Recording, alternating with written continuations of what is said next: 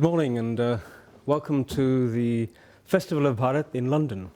It's an extraordinary opportunity to be here to talk about the subject of Bharat, the identity of Bharat, and to talk about the essence of what it is to be a Bharatiya.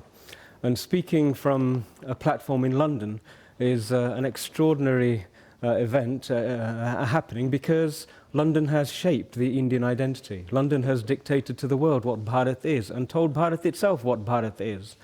And part of what we're doing now, our journey, is to rediscover, by comparison, by exploration, by study, what it is to be a Bharatiya. So today I'm going to explore some of the ideas.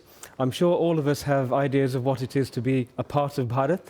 Some of us have spoken already about what it is to be an Indian and the uniqueness of being a person connected with Dharma.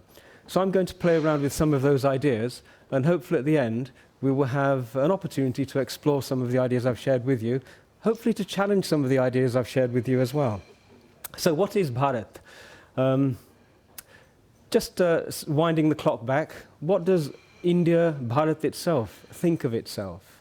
If we look at one of the texts, the Vishnu Puran, it identifies Bharat. There is a shloka in the Vishnu Puran which actually says what Bharat is, and it defines it in a geographical sense.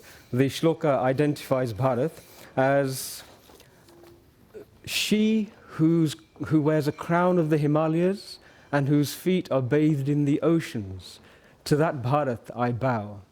And so the Vishnu Puran many millennia ago identified a geographical location, and that was identified and named as Bharat. So we have the geographical area, we have the space, we have the land, we have the country.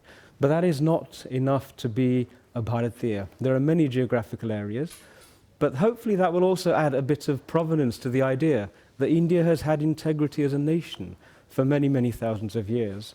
It became commonplace for Indologists to say that that landmass was a creation of colonialists, that prior to it, it had just been a random hodgepodge selection of states, princes and ideologies. But the scriptures that we refer to and that we have access to would challenge that. So the whole land itself, what is called India, itself has civilizational and historical integrity. So Bharat existed and has existed for a long period of time, but that's not enough. There is something peculiar about that land that we call Bharat. And when I meditated and reflected upon it, it struck me that we have a particular way of being. And that particular way of being has arisen as a result of a civilization existing in peace and tranquility for at least 5,000 years of recorded history.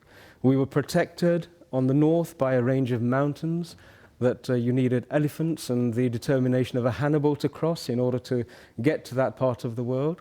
We were protected by oceans to the south, and so we had the opportunity to evolve without having to fight for a long period of time. That geographical area is particular in naturally it provided for the people who lived on that land. I'm sure those of you who've walked along the streets in the villages will have seen that there are mango trees, there are the most lush fruits, and abundance, life is surging out of the very land itself. And so we didn't have to compete and fight in order to feed and clothe and shelter ourselves for a continuous period of thousands of years. And that gave us an opportunity to sit and reflect and explore one of the most important things which I feel is at the heart of being a Bharatiya,